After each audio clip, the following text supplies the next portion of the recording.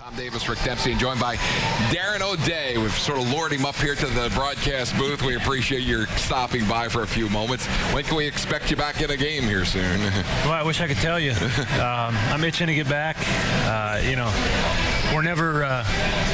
it's never fast enough for us, so I can't wait to get back out there. I'm going crazy just watching the guys play. So, yeah, I'm excited to get back out there. Progress being made, though, in the comeback? Absolutely, yeah. You hear hamstring strain and you think it's going to be, pretty quick, but I had a little bit more of an involved hamstring strain. It's where the hamstring connects to the bone, and that's where it tore, so it takes a little bit longer to heal. And the way I pitch, obviously, where I bend over and, throw the way I do, it stretches that hamstring out, so it's got to be 100% before we get back out there and go. Darren, how did you actually hurt it? I never saw any kind of an aggressive move where you actually kind of set up in pain, but how did it happen? First time I did, I was warming up in Houston, warming up for a game, kind of doing crow hop step backs into the catcher. Popped a little bit, and it got a lot better over time. And then at home here against the Red Sox, the first time I had to run to first base to cover it, it was Ryan Hannigan, little ground ball between the pitcher's mound and first base. It popped again. Well, let's talk a little bit about the bullpen. You guys have got to be extremely excited about how well everybody is doing out there. And I know that you're kind of considered the captain of that bullpen. Whether you've been voted that position or not, everybody kind of respects you because of your experience in the game and the way you handle yourself out there. But it seems like everybody's coming together. The back end of the ball, I like to call them Bob, Brack, O'Day, and Britton. When it lines up for you three guys, it's almost an automatic win. But the rest of the guys are filling in, doing a great job at the same time. Yeah, I think I got that title because I'm the oldest guy, and I'm not sure I'm the most mature guy, but we have a good time, and the guys, I certainly miss being down there with them. But I've been saying it for a long time. We have, I think, the best and deepest bullpen in the league. I think a guy like Brad Brock would be closing on most teams. I think he's going to be a closer. Michael Gibbons is immensely talented, and we bring up guys like Despagne, who just steps right in. He's been starting in AAA, and he jumps in there and he's picking up big innings.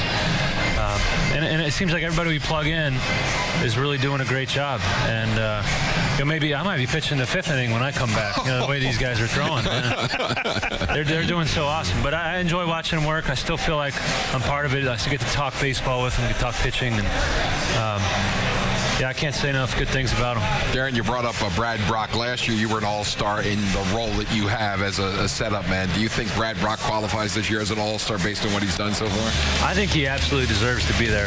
I think, if you look around the league, there's not too many relievers with a three-pitch mix like him. He's just, the changeup, the guys know it's coming and they can't hit it. And then when he gets excited, he's throwing 97. So, I think Brad has put in the work. I think he believes in himself. I think he's an all-star caliber reliever. I think, like I said, setup guy, closer. I think he's going to be a guy you can count on every year. You look back at this bullpen and how it's really kind of transformed into what it is today, and you were a setup man for probably the best closer in the game, Zach Britton. I mean, what did that feel like going out there knowing you're going to set this guy up, to be one of the best closers in the game, and that's exactly what has happened. I tell you what, it's fun to watch. It's fun to watch these guys pitch. It really is.